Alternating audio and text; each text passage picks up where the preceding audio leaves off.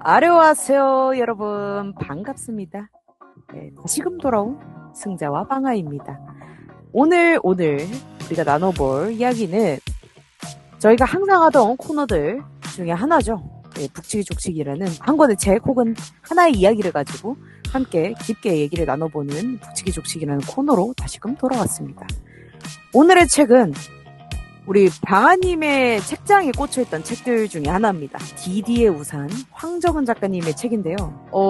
이게 나온 지는 꽤 된 책으로 알고 있습니다. 2019년도에 나온 책이고, 이 시대적 배경도 지금 현실과 뭐 멀진 않지만, 그렇다고 엄청 가깝진 않은, 지금 2026년도니까요. 조금 된 책인데, 이 책을 한번 같이 얘기를 나눠보려고 들고 왔습니다. 우리 방아님 안녕하세요. 안녕하세요. 일단 이 책의 얘기를 하기 전에 요즘 이제 드는 생각 중에 하나가 이 북치기족치기 이 썸네일에 대한 생각이 제가 너무 많습니다. 너무 어려워. 이 북치기족치기 썸네일 어떻게 만들어야 될지 매번 고민인데 이번에 이제 만들어 온 건 완전 미니멀하죠. 예전에는 막 진짜 막 사진 막 엄청 많고 이랬는데 완전 미니멀하게 제가 이미지를 이번에 만들어 왔어요. 어떠세요? 네. 괜찮으신가요? 전 이게 더 좋은데요? 오, 느낌 약간 괜찮나요? 이게 좀 더 깔끔하지 않나요? 그 전에 있던 덕지덕지 사진들이 많았는데 심플해서 좋네요. 그래서 이렇게 또 심플하게 한 이유는 있어요. 당연히 이 책에서 느껴졌던 느낌을 제가 이번에 이 이미지로 만들어 본 겁니다. 그냥 거의 뭐 백지와 다름없게 만들어졌다고 느껴지실 수는 있겠지만 자세히 보시면 이 뒤에 배경에 종이가 막 구겨진 거를 보실 수 있어요. 막 균열이 나 있는 걸. 그래서 이 책을 다 읽고 나니까 저 종이의 이미지가 확 떠오르더라고요. 물론 이제 이 책을 보신 분들은 아시겠지만 두 가지의 이야기가 다뤄져 있죠. D라는 이야기와 아무것도 말할 필요가 없다라는 이야기가 두 개 있는데 그 아무것도 말할 필요가 없다를 보시면 거기 이제 종이의 질감이라든가 뭐 종이를 좋아하는 어떤 그런 얘기들이 나와요. 이제 그런 것 때문에 이런 종이라는 어떠한 물질을 바로 떠올린 것도 있지만 그냥 그것만이 아니라 이 전체적인 느낌이 이렇게 구겨진 종이 같다라는 느낌이 확 있어서 그런 감상으로 또 들고 와봤습니다. 그리고 이게 참 좋은 게 고기래. 종이가 이렇게 구겨 왜요? 네. 고기 그때 고기? 있어. 네, 아무튼 네. 종이가 구겨져 있잖아요. 저는 무릇 이 문학 책이라 함은 이런 종이로 만들어져야 생각을 해요. 이 책은 너무 빳빳해. 우리가 이거 녹음하기 전에 말씀드렸지만, 이 짤뚱이 책이거든요? 되게 크기가 제 손바닥 딱 정도 되는 것 같은데, 손바닥보다 거의 조금 더 작다고 해야 되나? 아무튼, 자꾸 왜 고기라고 그러지? 종이가. 배고프신구나. 아니요. 종이가 너무 땡땡해가지고, 저는 손가락이 좀 아팠어요. 이게 완전 탄력이 지려요, 이거, 진짜로. 땅땅한 책이죠. 땅땅한 책 아주. 예. 저거도 용수철처럼 튀어올라, 이거 보여요, 지금? 지금 이제 영상 통화 안에서 지금 막 책을 막 튕기시고 거의 탱탱볼처럼 튕기시고 계신데 저도 종이책이 있긴 한데 제 책이 아니에요. 제 같이 살았던 가족분 중에 한 분의 책이어가지고 제가 종이책으로 읽지 않고 저는 이북으로 읽었습니다. 그 책은 이제 뭔가 막 직접 작가님한테 사인받은 것 같아가지고 괜히 거기다 막 줄 긋고 하기 힘들어서 근데 저도 종이책을 펼쳐봤을 때 느낌이 첫 번째로 들었던 게 책상 위에 이렇게 펼쳐놓고 보기가 힘든 책이었어. 진짜 좀 뭐랄까 빰빰 뭐 이런 느낌 진짜 바짝 이렇게 정식되어 있고 잘려 이거. 진짜 예. 네. 그 종이 자체가 진짜 베이기 좀 쉬운 소재인 것처럼 느껴지더라고요. 예. 그래서 이거 좀 쉽지 않다라고 느껴졌고 종이책을 딱 봤을 때 저도 있긴 해가지고 네. 근데 저는 이북으로 읽긴 했습니다. 근데 이북은 뭐 물론 그런 걸 느낄 수는 없지만 또 이북은 이북 나름대로 좀 뭔가 맛이라고 할까요? 그게 느껴지는 유일한 책이었어요. 이거 이북으로 읽었을 때 좀 맛이 있다. 그거를 이제 제가 아무것도 말할 필요가 없다 해서 느꼈는데 그건 이제 차차 우리가 그 소설에 대해서 또 얘기를 하면서 말씀을 드리도록 하겠습니다. 우리가 본격적으로 얘기를 나누기 전에 어떻게 디디의 우선 괜찮으셨습니까? 어떠셨어요? 저는 좋은 점도 있었고 쉽게 생각하지 못했던 그런 부분들 또 이 책 읽으면서 저는 느끼게 된 것 같고 또 동시에 또 아쉬운 부분들도 있었죠. 그리고 저는 이 비평이 꽤 좋았어요. 개인적으로 소설보다 비평이 더 좋았습니다. 진짜. 저도 비평까지 다 읽어봤는데, 음, 이번에 이 비평이 조금, 이렇게 소리가 절로 음, 나올 정도로, 아, 또 좋은 점도 있었지만 또 아쉬운 점도 있었다. 또 이렇게 음, 말씀을 해주셨는데, 저는 이 책을 읽었을 때 그냥 몇 가지 키워드들이 바로 박히는 그런 느낌이 들었어요. 뭐, 이 작가의 문체는 어떻고, 뭐 어떻고, 이러기보다도 그냥 이 마음속에 그 단어들이 딱딱 박히는 듯한 것? 몇 가지가 있었지만, 뭐 상실이란 단어도 있었고요. 저는 또 송곳이란 단어도 있었고, 당연히 죽음이란 단어도 있었습니다. 뭐 이런 단어들이 그냥 마음속에 남았다. 그런 게 좀 강했고, 그러니까 이 소설을 다 읽고 나서 이게 소설은 어떤 게 좋고 또 어떤 게 아쉽고 이런 것보다도 그냥 이 소설이 갖고 있는 것들이 그냥 남았어요, 마음에. 그냥 잔잔하게. 그리고 이제 또 다른 소설이 하나가 또 생각나기도 했는데 그 예소연 작가님의 영원의 빚을 져서라는 짧은 소설이 하나가 있습니다. 이제 그것도 어떤 한 인물이 사라지면서 이제 그 인물을 찾아 나서는 이야기를 다뤘는데요. 이제 거기에서도 뭔가 중요시하게 다뤘던 얘기들 중에 하나가 참사에 관련한 이야기들이 많았거든요. 그래서 이 디디의 우산을 읽으면서 그 소설도 자연스럽게 또 생각이 났습니다. 전체적인 느낌은 그랬던 것 같고요. 이제 디테일하게 우리가 또 두 편에 대해서 자세히 얘기를 나눠보도록 하겠습니다. 첫 번째로 나왔던 소설이 D죠. D. 영어로 D. 이 D에 대해서 간략히 설명을 드리자면 그냥 한 줄로 또 요약이 가능합니다. D와 DD의 이야기입니다. 정말 간단하죠? 근데 이게 이제 뭐 작품의 전부입니다. 그러니까 D가 DD를 잃고 나서 이 삶 속에서 느껴졌던 것들에 대한 것들. 뭐 이 사람이 어떤 것을 포기하고 어떤 것을 안 하고 그 DD가 버스 사고로 죽었을 때, 그때 모습들, 뭐 이런 것들이 정말 상세하게 다 적혀 있는 그런 소설이었죠. 그리고 이제 좀 독특했던 점은 개인적으로 이제 뭔가 이야기가 바뀔 때마다 뭔가 에피소드처럼 1, 2, 3, 4, 5, 6, 7, 8 뭐 이런 식으로 이제 번호를 붙여가지고 문단을 나누셨는데 그런 게 좀 뭔가 재밌었고요, 형식상. 그럼 이 소설 D. 저는 일단 이걸 읽고 제가 이제 느꼈던 거는 좀 길게 적어놨어요. 이번에는 한 줄로 적기가 좀 힘들더라고요. 이 내용 자체가 다루고 있는 것들이 개인의 어떤 사건 말고도 아까 전에 슬쩍 얘기했던 참사라든가 혹은 그 참사로 비롯된 다양한 문제들, 사회 문제들 이런 것들을 뭐 그 뒤에 이제 아무것도 말할 필요가 없다는 조금 더 디테일하게 뭐 시위를 나가는 그 사람이 어떻게 이제 뭔가를 하는가 이런 것들도 막 나와 있기 때문에 그런 것들을 좀 더 자세하게 다뤘지만 사실 이 뒤에서는 그냥 일상 속에 그게 잠깐 침투했다가 나가는 듯한 느낌으로 살짝쿵 다뤄지기 때문에 그런 것에 대해서 생각하기보다도 그냥 이 D가 D들을 잃었을 때 느꼈던 그 상실감이 굉장히 크게 와닿았고, 독자로서. 또 제가 또 그런 게 있어요. 이렇게 책을 읽다 보면은 이 소설의 내용에 막 몰입하시는 분들도 있고, 이 상황이나 어떤 사건에 몰입하시는 분들도 있으시지만, 저는 이 주인공한테 몰입을 굉장히 많이 하거든요. 개인적으로. 그래서 그런 슬픔? 그러니까 애도라고 얘기하기보다도 뭔가 이렇게 비어 있는? 그러니까 자기를 그냥 버린 듯한 느낌으로 전 느껴졌거든요. 디디가 이제 죽고 나서. 그냥 그렇게 보이는 게 너무 많아서 제가 적어놨던 게 D와 디디는 그냥 하나의 유기체처럼 보인다. 그러니까 디디의 죽음이 곧 D의 죽음처럼 느껴지기도 했고요. 그래서 음, 그냥 이 글을 읽는 내내 그냥 D가 죽었다라고 음, 느껴질 만큼, 뭐 삶에 대한 의욕이라든가 이런 것들이 완전히 사라지고 그냥 되는 대로 사는 듯한 느낌이 강하게 들었는데 그 와중에 이제 디디의 취미 생활이라고 이제 얘기를 할 수 있겠는데 그 LP판과 예, 다시 조우를 하게 되면서 이 친구의 삶 속에 약간의 희망의 작은 불빛 아니면 삶에 대한 욕구의 작은 불빛이 들어오면서 이 소설이 끝나게 됩니다. 그래서 그냥 소설 내내 디가 죽어 있다고 느꼈다가 다시금 디디를 만난 거라고 느껴졌거든요. 그 순간이. 그러면서 다시 산다. 그러니까 즉 디디가 다시 살아 돌아온 거나 마찬가지다라고 느껴졌고요. 그래서 그런 것들이 조금 강하게 느껴졌던 소설이었고, 이 아쉬운 점은 딱히 얘기할 게 없는 것 같고, 그냥 그런 것들? 그리고 왜 이 작중에서 D와 DD가 영어 알파벳으로만 나오는지도 좀 궁금했고, 개인적인 궁금증으로. 왜냐면 실질적인 이름이 나오는 분들이 많잖아. 뭐 여소녀라든가 이런 분들.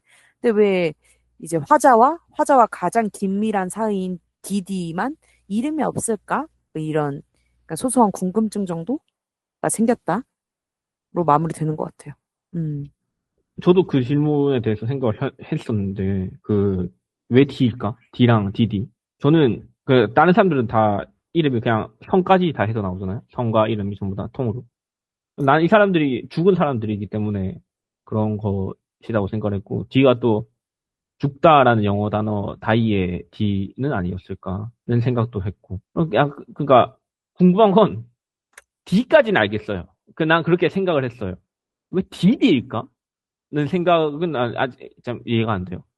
어떤 익명성, 즉, 이 사람들이 죽었다고 생각하고 있으니까, 뭐, 실제로 DD는 죽었고, D는 그냥 죽지 않았지만 죽은 것처럼 살아가고 있으니까, 그런, 그런 이름을 숨기는, 그 방법이 이해가 됐는데, 그래서 D라고 생각을 했는데, DD는 왜 DD지? 라는 거죠. 그러니까 뭐, X일 수도 있고, Y일 수도 있고, I일 수도 있고, A일 수도 있는데, 왜 DD지? 라는 거죠. 저도 그거에 대해서 지금 이제 말씀하신 거를 들어보니까 약간 갑자기 브랜드 떠오르는 게 막 우리가 뉴스 같은 거 보면 김모양, 뭐 음. 김모군 뭐 이러면서 그 성만 따서 부르거나 아니면 A군, 뭐 A양 뭐 이렇게 얘기하기도 하잖아요. 이제 그런 느낌으로 이 사람들을 썼겠구나라는 생각이 지금 브랜드 들기도 했고, DD는 왜 DD일까에 대한 생각은 사실 저도 잘 가늠이 되진 않거든요. 왜 D일까는? 아니, D는 그런 의미가 있다고 해도. 네, 뒤에 이걸 읽어보면 이게 원래 원작인 단편 소설 맞아요. 있잖아요. 웃는 웃는 남자. 남자가. 네. 네, 그래서 뭐 딘이랑 도도였다는 것 같은데 잘 기억이 안 나는데 아무튼 그런 캐릭터 이름이라고 나와 있었던 것 같거든요. 군데군데 책 안에서. 근데 이제 아무튼 이거를 장편으로 만들면서 이 캐릭터 이름에 대해서 아마 작가가 생각을 했을 텐데 이게 도무지 해결이 안 되는 거예요. 나는. 그리고 이게 되게 중요하다고 생각하거든요. 왜냐면 이 캐릭터들만 이렇게 알파벳으로 쓰여져 있고, 소문자 알파벳 D랑 DD로. 그리고 거기에 어떤 의도가 있는 것처럼 사실 보여져요. 맞아요. 이 캐릭터성이랑도 연관이 되어 있고, 이 캐릭터를 둘러싼 색이랑도 연관이 되어 있는 것 같은데. 그래서 D는 그렇게 생각을 했는데, DD는 난 도무지 모르겠단 말이지. 그러니까 이게 뭐, 다른 익명성을 가진 그런 알파벳 철자 중 하나라면 그냥 단순히 그런 익명성을 위해서 사용했겠구나라고 넘겨 짚을 수가 있을 것 같은데 그렇게 그냥 이해하고 넘어갈 수 있을 것 같은데 같은 철자인 D를 두 번 썼단 말이죠. 그냥, 그냥 실언이어도 괜찮으니까 그냥 막 네, 얘기해봐도 네, 되겠어요. 네. 네. 지금 얘기를 하면서 제가 문득 든 생각이, 음, DD가 왜 DD냐. 그러니까 음, 그냥 영어 철자처럼 이제 생각을 하자면 더블 데스라고도 느껴지기도 해요. 더블 데스. 왜냐? DD는 한 사람인데 얘가 한 명 죽으면 D도 죽는 거야. 근데 D는 죽으면 DD는 어떻게든 살아갈 애였던 거지. 내가 봤을 때. 근데 DD는 죽으면 D는 그냥 같이 죽는 거야. DD야. 약분 되는 것처럼. 그래서 DD인 거고, 그래서 얘가 D인 거 아닐까. 나는 그냥 어떤 추궁 아닌 추궁을 지금 혼자 머리를 예, 굴려봤습니다. 예. 뭔가 떨어져 뭐, 나온 DD라는 게 원래 하나인데, D가 떨어져 나온 앤 거고. 아, 그래서 네. DD가 죽으면서 D도 그냥 자연스럽게 죽은 사람처럼 보이는 게 아닐까? 라는 생각이 지금 갑자기 불현듯. 네. 그, 잠깐만. 내가 이해를 잘한 게 맞나? 그러니까 D가 있고 DD가 있는데 이 D가 하나고 DD는 D가 두 개니까 D가 없이도 DD는 살아갈 수 있는데 DD는 두 개인 D라고 되어 있어서 D가 두 개로 되어 있어서 이 D 두 개인 D로 된 DD가 죽으면 D가 하나인 D는 결국 죽을 수밖에 없다 이런 건가요? 약간 그런 느낌인 거죠. 네. 아, 그런 느낌? 지수인데가 좀 오는. 예. 네. 디디는 그래도 디디 이렇게 이렇게 되는 약간 그런 느낌인데, 그러니까 아, 저는 문득 그런 생각이 들어서 얘기를 하면서 아니 디디가 죽었는데 왜 디가 죽은 것처럼 느껴졌을까? 그러니까 그렇게 애착 관계가 좀 심하게 형성되었을까? 이런 생각을 하다 보니까, 아, 그럴 수 있겠다. 그러니까 이름으로도 약간 그렇게 느껴질 수도 아니, 있겠구나? 그리고 이게 진짜 중요한 문제인 게, 저는 그렇게, 왜 이걸 얘기를 자꾸 하냐면, 제목, 이 책 제목도 디디의 우산이에요. 디의 우산이 아니고 디디의 우산. 제가 기억하기로는 디디가 이제 우산을 줬던 걸로 기억을 하는데, 맞아요. 그죠? 빌려줬던 걸로 기억을 하는데, 비 오는 날에. 그래서 뭐 이제 디디의 우산이라고 쉽게 또 생각을 할 수도 있겠지만, 아니, 근데 어쨌든 디디가 디한테 준 우산이고, 그렇다면 뭐 디의 우산인 것도 되는 셈이잖아요? 근데 제목은 디디의 우산이란 말이야. 디의 우산도 아니야. 디디의 우산이야. 나는 이게 너무 난 궁금해요. 아, 이건 내가 오늘 이 팟캐스트를 통해서 알아가야겠어, 이걸. 저는 그냥 이 D가, 그러니까 보면은, 디디가 무슨 일을 했는지가 지금 기억이 안 나거든요, 제가. 이 디디가 원래 이제 했었던 일, 직업이 뭐였는지. 그러니까 D는 직업이 나와요. 정확하게 처음부터. 김포공항에서 맞아요. 이제 뭔가 이제 일을 한다. 음, 이런 비슷한 택배 상하차 비슷한 일을 했던 것 같은데 음, 그 음, 물류 뭐 집하는 그런 데서 일을 했다라는 게 처음부터 나와요. 근데 보면은 그런 느낌이 들어요. 이 D가 계속하는 일들을 보면 정말 진정으로 얘가 원해서 하는 일일 수도 있지만 마치 공장 안의 부품처럼 그냥 자아가 상실된 채 일을 할 수 있는 공간에서만 일을 한단 말이죠. 이 D는 뭘 하든. 근데 디디를 보면 얘는 취미가 많아요. 엘프판도 모았었고 책도 음, 겁나 많이 읽었었고 그러니까 박조배 씨한테 책까지 빌려서 읽을 정도로 뭔가 엄청 그러니까 자아가 크고 되게 이런 예술을 탐구하고 탐미하는 것에 너무 관심이 많았던 애야. 그러니까 음, 디는 자아가 없던 애고 디디는 자아가 있던 애야. 그러니까 한마디로 디가 디디와 함께 살면서 그냥 디는 디디를 그냥 쉽게 말해서 따라 산 거죠. 디디가 이거 좋다, 이거 같이 들어보자. 좋은 데 가서 먹는 음식, 엘비스 프레슬리 이제 얘기가 살짝 나오지만, 러브 미 텐더, 뭐 이 노래가 나 싫어. 너도 싫지? 그럼 디도, 맞아, 나도 싫어. 막 이러면서 둘이서 얘기하고, 이런 것들이 막 나오거든요. 그래서 저는 이제 느꼈던 게, 왜 디디의 우산이고, 왜 디디냐? 그러니까 디디의 우산이라고 얘기했던 거는, 그게 어찌됐건 디의 우산이 된 거죠, 따지면. 그치만, 그냥 디는 디디예요. 자기가 그렇게 생각을 하고 사는 것 같기도 하고, 그러니까 자기가 너무도 사랑해서 뭐 그런 걸 수도 있지만, 그러니까 얘는 원체 이렇게 뭔가를 하고 싶거나 뭔가를 이렇게 하고자 하는 마음이 없었던 앤데 그걸 디디가 하게 만들었어. 뭔가를 계속. 그러니까 얘 인생 안에서 한 번도 자나 아니면 선택을 잘 했던 애가 아니었는데 이 디디로 인해서 그런 선택들을 몇 가지 한 것처럼 느껴지거든요. 나중 가서 뭐 음. LP판 들은 것도 디디 때문이니까 따지면 지가 원해서 들은 건 아니니까.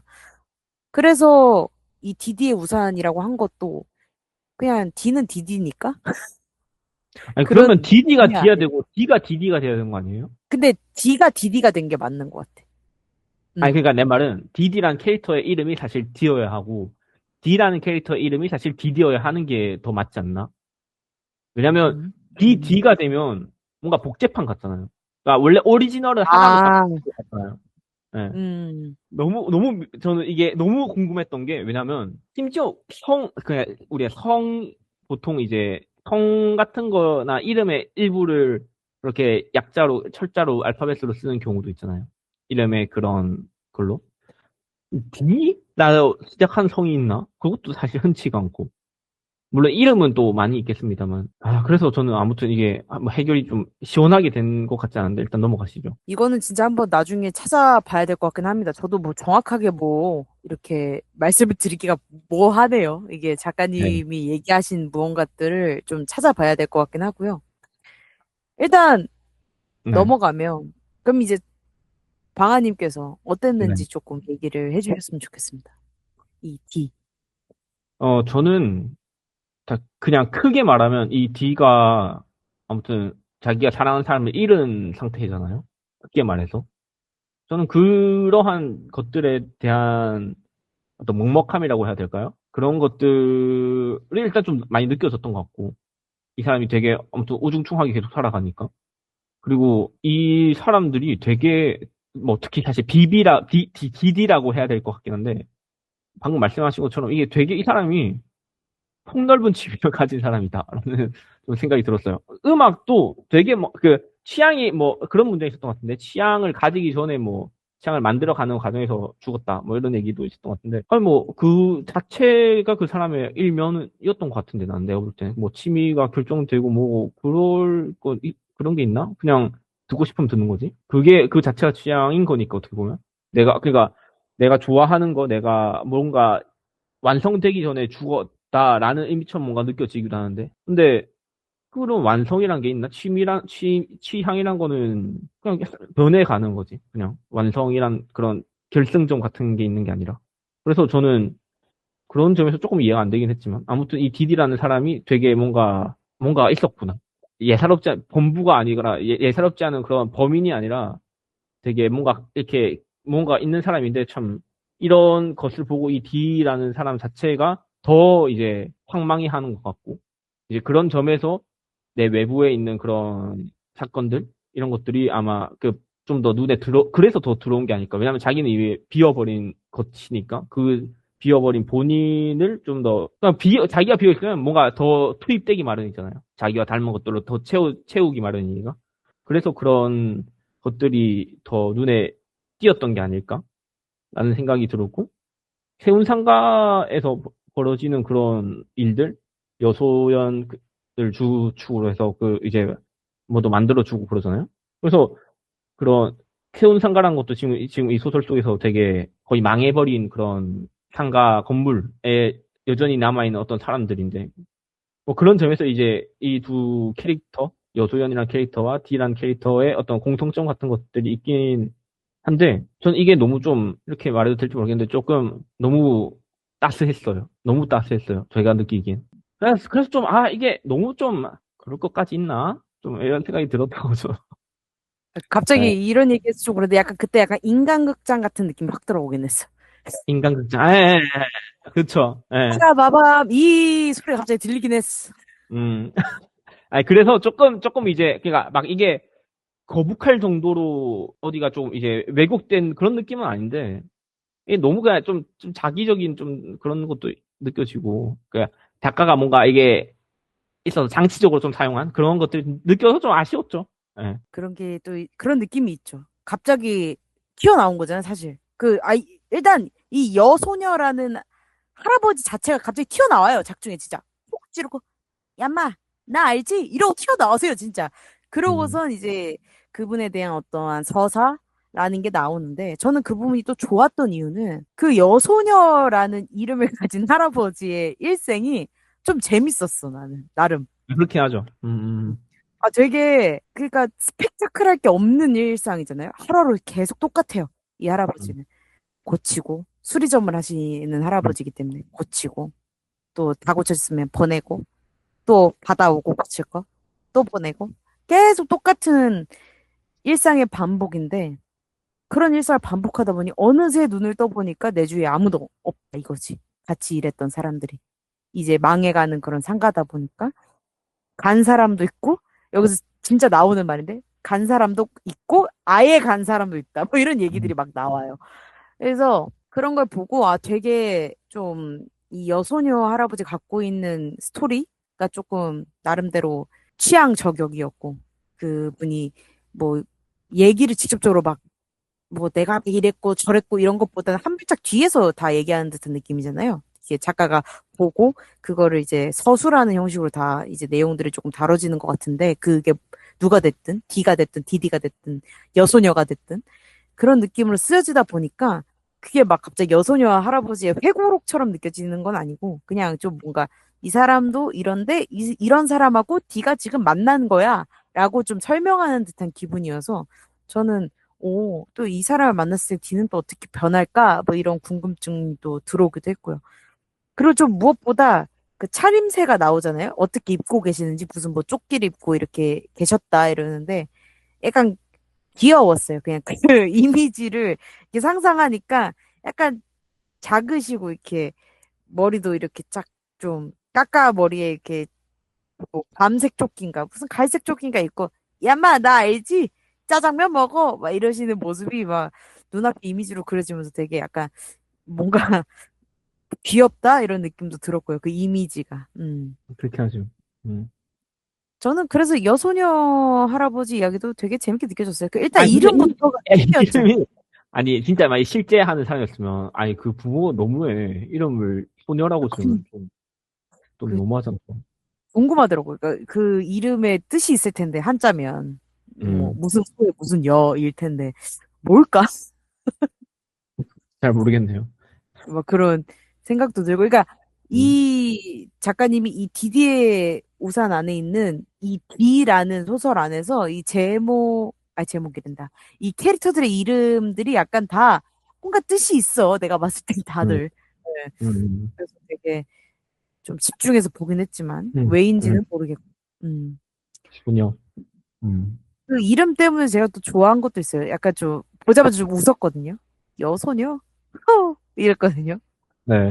그리고 좀 약간 좀 투박한 할아버지처럼 나오잖아요. 이게 하시는 일도 막 납땜하고 막 이런 음, 일이니까 막 담배 막 여기저기 뿌려져 있고 막 이런 이미지가 나오잖아요. 그래서 되게 투박한 할아버지신데 이름이 성함이 여소녀시다. 네. 되게 유키즈 온더블럭에 나올 법한 음, 음. 유재석 님이 이름이 여소녀시라고 이렇게 할 법한 그런 느낌이어가지고 되게 재밌게 봤다. 음.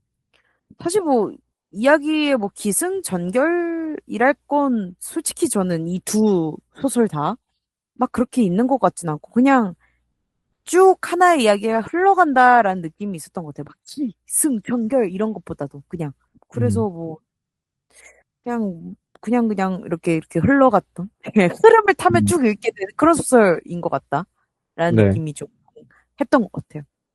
아무튼 그래서 이제 D 같은 경우에는 그냥 대부분 이 내용이 다 그냥 DD를 잃고 이 D의 일상이 어떻게 변화했는가에 음, 대한 내용이 주고 사실 뭐 이렇다 할 큰 사건이라는 거는 그냥 한 가지밖에 없죠. DD의 LP판을 다시금 듣는 그 사건밖에 없죠. 그러니까 이 D의 사건을 근데 뭐 이 지금 세상엔 난리가 났습니다. 이때가 이제 보니까 16년도 10월에서 2017년도 3월까지의 어떤 타임라인을 갖고 있다고 이제 나온 뒤에 비평에 이때 당시에 이제 우리가 흔히 많이 하는 좀 큰 사건들이 많았죠.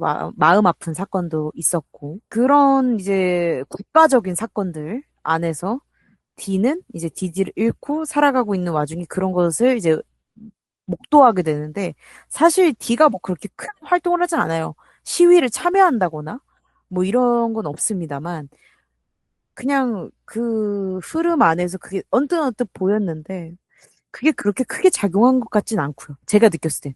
D의 어떠한 뭐 일상 속에서 그게 혹시 작용했나요? 그런 게? 제가 못 읽은 걸까요? 못 느꼈던 걸까요? 저는 잘 모르겠는데. 그죠, 그죠. 막 그렇게 뭐 우리가 그때 이제 촛불 시위했던 그런 일들이 뭐 D의 일상에 뭐 그렇게 침투하진 않았던 것 같아요. 그냥 얘는 그냥 살아갈 뿐. 근데 얘가 그 사건들, 그 청계천에서 그걸 보고, 뭐 시위를 보고 나서, 결국 끝에는 어찌 보면은 그냥 희망을 봤다라고 말씀을 드렸는데, 삶의 의욕을 살짝 맛봤다 이렇게 말씀을 드렸는데, 뭔가 그게 이제 국가의 회복과도 뭔가 비유적으로 맞추려고 했나? 뭐 이런 생각이 들기도 하고요. 이 저는 작가가. 그렇다기보단 그냥 이 사람이 그 자기의 내면 속에 있는 그런 것들과 이 바깥에 있는 것들의 그래 일치감 같은 거라고 저는 생각을 했어요. 그러니까 그게 막 어떤 효과나 그런 것들을 줬다기보다 그 사람에게 그냥 그걸 보면서 그냥 우리가 자연을 볼 때 느끼는 어떤 풍만함 같은 것처럼 이 사람은 그러한 광경을 보면서 어떠한 내적인 동료 같은 것들이 있었던 건 아니었을까라는 저는 생각을 하긴 했는데 그렇다고 그 사람과 막 그런 외부적인 환경들이 막 긴밀하게 연결이 되어서 뭘 어떻게 하고 이런 것은 조금 너무 나간 것처럼 전 느껴져요. 음, 음. 음. 그래서 저도 이제 읽었을 때 약간 그런 거 노리셨나? 라고 이제 그냥 개인적으로 생각을 했지만, 이 외에 더 얘기할 것들이 사실은 뭐 크게 있을까요? 넘어가시죠. 이제 두 번째 소설. B는 뭐 이 정도면 될 것 네. 같습니다. 절반의 시간이 지났기 때문에 맞아요. 저는 더 넘어가도 될 것 같아요. 네. 근데 이 다음 소설은 사실 어 어떻게 얘기를 꺼내야 될지 정말 고민이 많았던 소설이기도 합니다. 너무 많은 게 들어가 있잖아요, 일단. 음, 그래서 아무것도 말할 필요가 없다. 제목은 이런데 말할 게 너무 많은, 이 화자가 말할 게 너무 많아. 음. 그래서 이 정말 너무 많아요. 이 화자가 담고 있는 것들이 그냥 이 화자의 특성이라고 해야 되나요? 이 캐릭터가 갖고 있는 어떠한 특성? 이게 너무 많아요.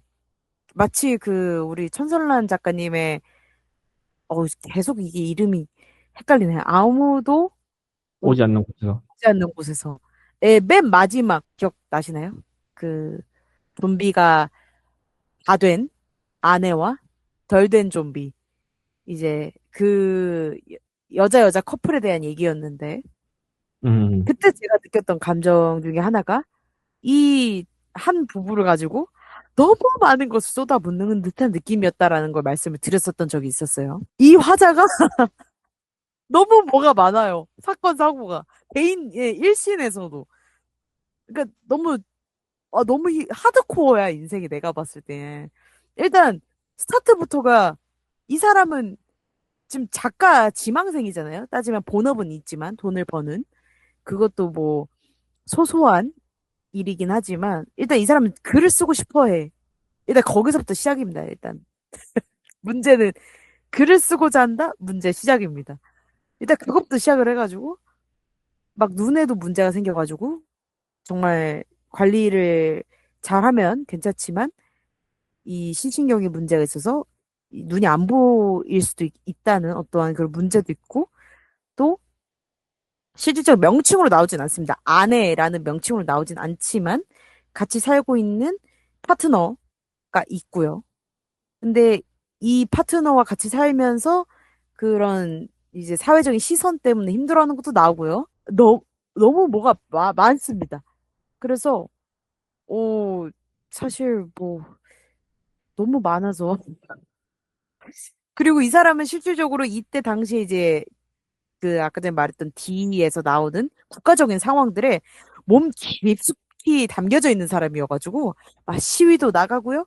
뭐 그런 말들도 많이 하고요. 그 정말 장난이 아닌 사람이 등장을 해요. 그래서 처음에 전 봤을 때 약간 이거 작가의 말인가? 라고 생각이 들 정도로 처음에는 막 작가의 시선으로 막 얘기를 하길래 이거 작가님이 직접 쓰신 작가의 말을 약간 소설처럼 쓴 건가 했는데 나중에 보니까 아니더라고요. 아무튼 그만큼 뭐가 너무 많아서 진짜 뭔 얘기를 해야 될지 감이 안 잡힐 정도로 예, 저는 감이 안 잡힙니다. 방아님은 어떠세요? 저는, 일단 첫 번째로 든 생각은, 이 작가 조금, 이 작품에서 조금 비겁한 거 아닌가? 라는 생각을 했어요. 그러니까, 여기 보면 이제, 발췌된 그것들에 대한, 그게 가로 안에 나오거든요? 가로 안에 이제 실제로 뭐 뉴스에서 발췌한 그런 글들, 뭐 어디 책, 뭐 이런 것들이 나오는데, 나는 이것들이 그 기존의 그런 미디어, 책이라든가, 방금 말씀드린 책이라든가 그런 뉴스라는 실제 우리 현실, 허구가 아니라 실제 현실에 있는 그런 자료들 뒤에서 그런 권위에 기대는 것 같기도 하고, 그런 것들 실제로 이렇잖아. 라고 말하면서 그 뒤에 숨는 것처럼 느껴지는데, 동시에 이건 소설이에요.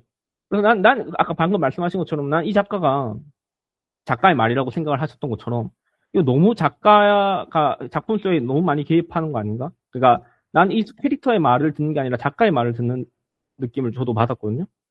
근데 이건 소설이잖아요. 그래서 그때 난 이게 이중으로 비겁하다고 생각을 했어요. 그러면 이게 정말 이런 얘기를 할 수 있죠. 자기가 실제로 가진 어떤 신념이나 그런 가치관에 대한 얘기를 하는 것 자체에 대한 문제가 아니라 그런 얘기를 할 거면 정직하게 자기가 어떤 뉴스 그런 신문 인터뷰라던가 뭐 정치적인 에세이라던가 그런 방식이 있는데 왜 소설로 이걸 썼을까? 근데 소설을 썼는데 그 소설에서조차 현실을 또 개입시키고 이건 이중 방패를 세워놓고 그 뒤에 숨어서 자기의 그런 입장 혹은 다이식을 너무 부각시키는 거 아닌가? 그렇다면 소설의 존재 이유는 뭐지? 라는 생각을 저는 했죠.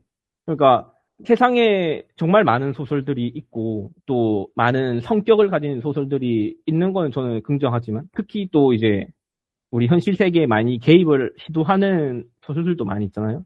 특히 뭐 1984라던가 뭐 그런 소설들도 생각해 보면 되게 물론 이제 1984는 어떻게 보면 SF적인 그런 요소들도 많이 있지만 판타지적인. 근데 아무튼 이게 정말 이 세계에 깊숙이 들어오려고 하는 소설이라고 저는 생각을 하는데 근데 거기서 나는 그런 어떤 은유적인 것들이 없느냐라고 말한다면 난 그것들은 그렇지 않다라고 생각을 해요. 은유적인 것들이 분명히 있고 그것이 문학적으로 그냥 예술적으로 조형된 모습으로 이제 나오는데 이거는 그냥 작가 하고 싶은 말을 소설의 형식으로 빌린 거라면 이 소설 자체에 무슨 의미가 있지? 라는 질문이고 그런 것들이 저는 그러니까 더 이게 걸렸던 건 이 소설 안에 그러니까 실제 사건들, 실제 맥락들이 계속 언급이 되고 계속 이게 보여져요. 그러니까 현재 그러니까 이 시절 이 책이 나온 그 시절의 현실뿐만 아니라 과거의 것들까지 그리고 그 되게 그 역사적인 사건들도 계속 이게 언급이 되고 계속 이 실제적인 맥락들이 들어오는데 그렇다면 더 이게 신중하고 예민하게 이거를 좀 접근을 했어야 했던 것 같아요. 근데 제가 느끼기엔 이제 뭐 작가 본인이 이 시대 때 너무 정말 분노를 했던 건 아니었을까. 그럴 수 있죠. 그거에 대해서 제가 뭘 말을 얻는 건 아닌데. 근데 글을 쓴다는 것, 그러니까 특히 이 그냥 단순한 글이 아니라 어떤 문학적 텍스트, 특히 소설을 쓸 때 그것이 자기의 분노만으로 이거를 접근한다면 그건 오히려 비윤리적이다라고 저는 생각을 해요. 그러니까 이 문학 작품 안에서 독자가 읽기에 이거는 어떤 분노에 대한 것을 얘기하는 것이다. 혹은 이 소설 자체는 분노의 어떤 그런 감정이 담겨져 있다라는 것과 이 작가의 분노가 이 작품에 반영되었다는 전 다른 문제라고 생각하거든요. 근데 이 후자는 조금 내가 볼 때 실제적인 그런 것도 있는 데다가 심지어 그런 게 너무 쉽게 이렇게 전개에 나아가요.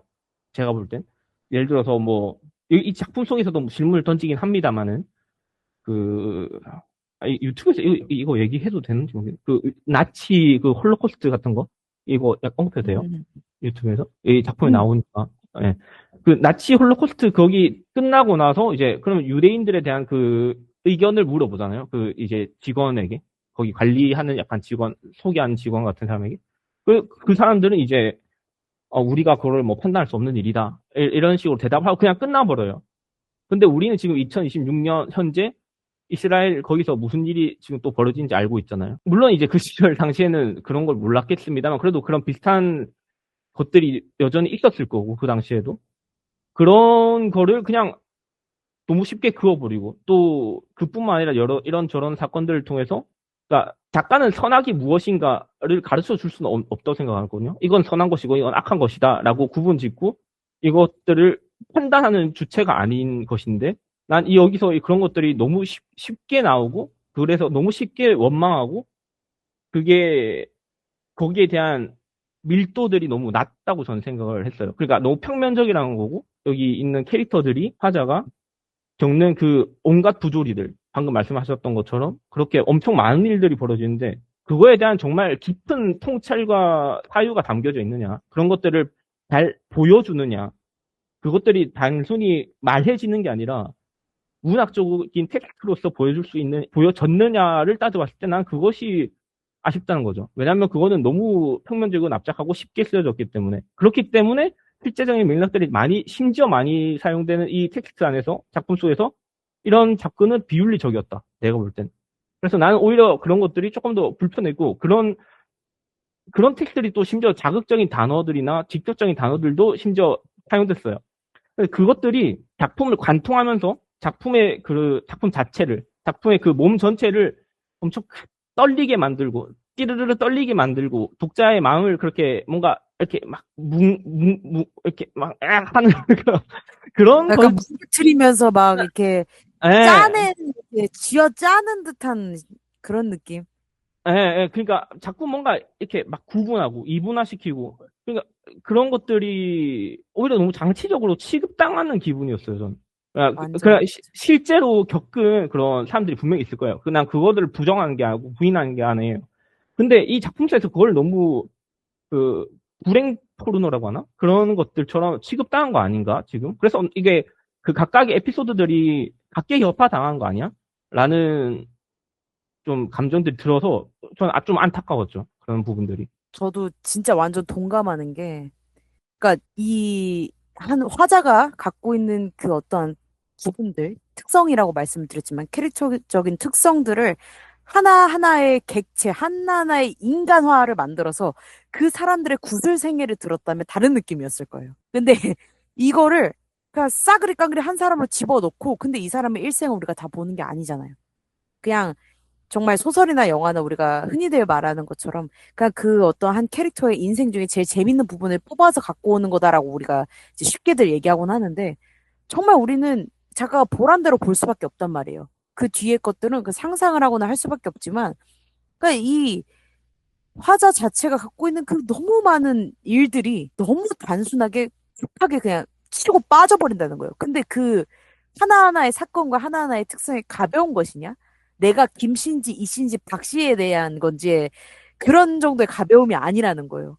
그 하나하나를 두고 보면 진짜 그 사람이 한 사람을 생각하면 정말 그 사람 한 사람의 구슬 생애로만 석 권 이상이 나올 수 있어요. 책이. 세 권 이상이 나올 수가 있다고요. 그러니까 그만큼 무거운 것들을 그냥 화자 한 명의 어떠한 그 개인적인 특성으로 박아버리니까 그냥 얇은 종이 한 장으로 끝나버리는 거예요. 그 무거움을 채 느끼지도 못하고. 그러고선 다음 장을 넘기면 숨이 막히고 숨이 턱턱 막히는 거야. 왜냐면 그 다음 사건들이 더 무거우니까. 막 국가적인 재난, 재해, 인재라고 불리는 그런 것들, 탄핵, 뭐, 너무 많은 거지. 그리고 이거는 이제 좀 가벼운 얘기를 하나 하자면, 저는 이 글을 읽으면서 화가 났던 게, 아까 전에 뭐 이렇게 인용이 많다 그랬잖아요. 근데 보면은, 이 영화의 어떤 줄거리도 서슴없이 얘기하는 부분들이 있어요. 뭐, 어떤 영화들에 대해서 막 얘기를 하는데, 제가 에반게리온이라는 애니메이션을 아직 다 본 사람이 아닙니다. 저는 에반게리온이라는 그 애니메이션이 유명하다는 걸 알고, 그 캐릭터들을 좋아하긴 하지만, 아직 다 안 봤어요. 근데 저는 기필코 다 볼 거라고 생각을 하고 있는 사람인데, 미친, 여기서 스포일러를 다 읽었어요. 나, 나 진짜, 나 생각 못 했어요. 아니, 이게 무슨, 아니, 에반게리온 스포를 내가 DD에 우선해서 다 간다고? 나 일부러 유튜브 안 봤거든요? 나 일부러 에반게리온 뭐 스토리 뭐 해설 영상 안 봤어요. 왜냐? 내 두 눈으로 볼 거니까. 기필코 볼 거니까. 미친! 그랬어요? 네, 이걸 보고 내가 그 참혹한 심정이라, 나 그 페이지에서 30초간 머물렀어요. 젠장. 제가 DD에 우선해서 에반게리온 스포를 당해야 됩니까? 이건, 이건 아니죠, 작가님. 유감스럽네요. 너무 슬펐어요. 이건 아니에요. 여러분, 그래서 미리 말씀드립니다. 저처럼 에반게리온을 내 두 눈으로 꼭 다 볼 거라고 생각하시는 분들은 그 애니메이션 다 보고 이거 읽으세요. 바로 스포 직격탄 끝까지 나갑니다, 여러분. 처음부터 끝까지 모든 스토리를 얘기하세요. 젠장. 어떻게 살다 보니 이런 경험을 다 하네요. 스포를 내가 여기서 나가다니. 이야, 대단합니다. 제가 너무 화가 났어요, 그때. 제가 느끼지 못한 또 그런 것들이 있었네요. 화가 났습니다. 아, 스포일러 알람을 좀 해놓지, 앞에. 너무하다, 이거는. 느낌표 3개 이렇게 각주로 찍어놨어요. 아이, 그렇죠. 이 다음 페이지 글 시작하기 조심하시고. 전에, 예, 예. 에반게리온, 뭐, 어떤 영화, 이거 음. 스포일러 당합니다, 해야 되는데. 무방비 상태로. 에반게리온 얘기를 하네? 어라? 끝까지 다. 와우. 감사합니다. 정말 절망스러웠습니다, 저. 솔직하게. 음. 그냥 무방비로 당했어요. 전 흥미를 잃었어요. 사실 그 충격 때문에 이 소설에 대해서 무슨 얘기를 할지 모르겠어요. 진짜 그게 너무 충격적이었어. 아니, 근데 살다가 진짜 살다 보니까 내가 진짜 팟캐스트 하려고 DD에 우선 읽고 있다가 에반게리온 스포를 당하다니. 내 인생에 정말 야, 정말 장난 아니다. 이러면서 맞아. 정신줄을 부여잡고 읽었는데 네. 진짜 충격적이었습니다. 그 안 붙는 삽니다가 또 이런 식으로 또 필요하긴 하네요. 진짜 미치겠다, 진짜. 아무튼. 진짜 아니 정말 너무 웃긴 게 그 마지막 대사까지 적어놨어. 어떤 특정 캐릭터가 하는 맞아. 대사까지 맞아. 적어놨다고. 이거는 제가 볼 때 고소당해도 싸요. 진짜 너무해. 아니, 그, 예. 그 애니메이션이 나온 지가 오래됐나요? 엄청 오래됐어요. 그러니까 그게 좀 오래된 애니메이션이긴 한데, 근데 이제 요즘에 막 재개봉 같은 것도 많이 하잖아요. 그거 막 아, 극장판 재개봉도 많이 하고 막 그래요. 그 네. 애니메이션이 워낙에 또 팬층이 두텁고 또 오랜 네. 역사가 있는 애니메이션이어서. 근데도 저는 꼭 참고 언젠간 내가 이걸 다 보리니 하고 제가 진짜 그러고 있었거든요. 진짜 몇 번 음. 시도했는데 몇 번 실패를 한 경험이 있어서 그래서 이제 이 나이쯤 먹었으면 다 볼 수 있겠거니 하고 이제 했는데 여기서 예, 이렇게 아니, 정말 재밌나요? 끝까지 얼마나? 그러니까 이게 제가 초반부만 봤던 기억이 있는데 내용 자체도 뭔가 담고 있는 게 심오하고 근데 제가 마음에 들었던 거 그 초록이라는 게 나오거든요. 엄청난 거대한 그 로보트라고 쉽게 말할 수 있을 것 같은데 그냥 쉽게 말하자면 그 디자인을 제가 너무 좋아해가지고 그 음. 초호기라는 디자인 아니, 그 그래가지고 만화책인가요? 애니메이션도 있고 만화책도 애니메이션도? 있어요. 아, 둘 다 둘 다 있구나. 있어요. 근데 만화가 먼저 음. 나오고 애니메이션이 그 다음에 나왔을 거예요. 음. 그래서 지금 뭐 넷플릭스나 이런 데 보실 수 있어요. 에반게리온. 근데 네. 보시려면 이제 디디의 우산 나중에 읽으셔야 된다. 사상 그렇죠. 최초 애니메이션을 보기 위해 소설책을 나중에 읽어야 되는. 그것도 아무런 상관이 없는 대한민국의 작가의 책을 나중에 봐야 되는. 이런 경악스러운 사실. 여러분, 조심하십시오. 저처럼 되면 안 됩니다. 애니메이션 팬분들은 좀 조심할 필요가 있다. 이 책을 읽는 데 있어서. 그렇죠. 아직 에반게리온은 안 봤고 예. 볼 예정이며 아무런 스포도 당하고 싶지 않다. 진짜 결사반대. 절대 보시면 안 됩니다. 이 디디의 우산. 진짜 맞아. 앞에 대사가 나오더라. 마지막 대사가. 마지막 대사가 네. 나와버려요. 그리고 앞에 D만 읽으세요. 앞에 D만. 예. 뒤에 거 읽으시면 안 돼요. 뒤에 거 읽으시면 네, 바로 습당해요. 아무튼 그랬습니다. 예, 마지막 대사까지 나와버리기 때문에 여러분, 네, 정말 그렇습니다. 각오를 하셔라. 그러니까 각오를 하셔라. 이렇게 하고 그니까 마무리. 진짜 그냥 스포 당할 거야. 진짜 상관없어 뭐 음. 읽으세요. 네, 이게 뭐 그것 외에 좋은 거에 많기 때문에 그냥 읽으셔도 되는데 음. 이 스포가 싫으시면 안 읽으시는 게 낫지. 난 몰랐으니까 당한 거고. 그렇습니다.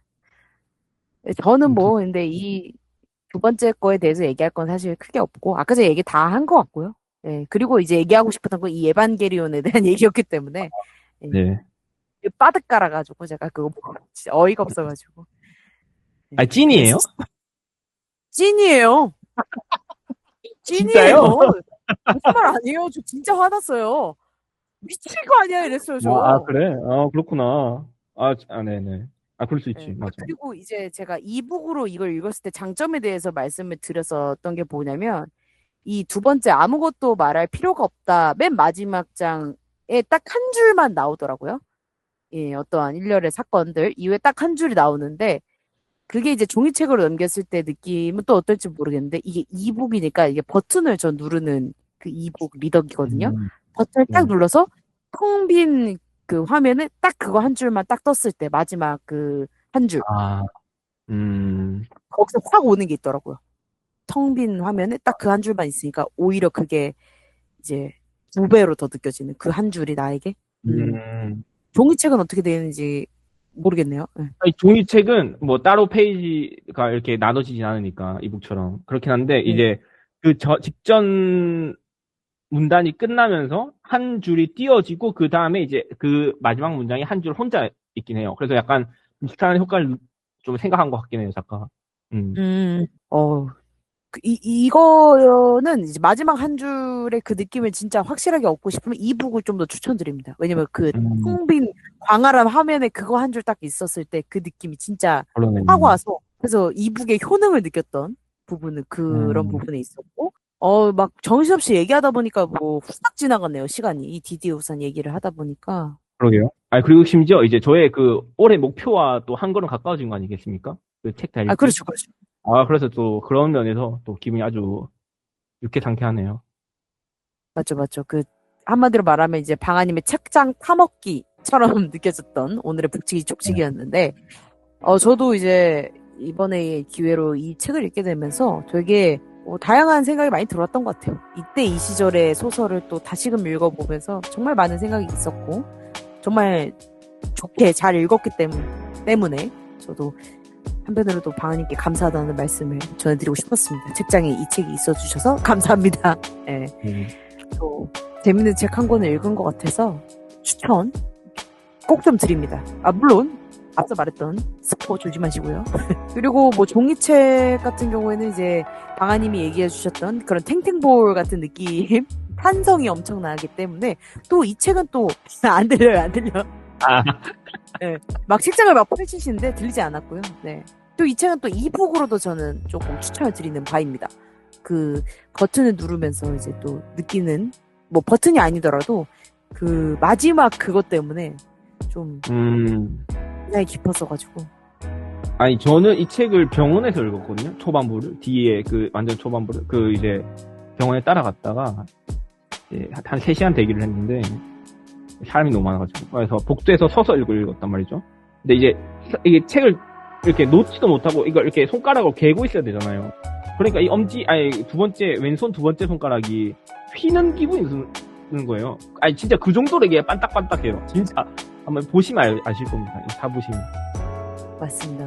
탄성이 엄청난 책이기 때문에 그 점 유의하시면서 한번 읽어보면 좋으시겠다 말씀을 드리면서 참 이 표지가 참 미니멀하고 귀여운 예뻐요. 표지인데 네, 내용은 많이 딥해서 그 점도 좀 감안하시고 시도를 하셨으면 좋겠고 또 다음에도 저희 또 재밌는 이야기로 돌아올 테니까요. 그때까지 부디 건강하게 함께 기다려주시면 감사드리겠습니다. 오늘도 고생 많으셨고요, 방아님. 아닙니다. 네, 우리 다음 시간에 또 만나 뵙겠습니다. 아려. 안녕하세요.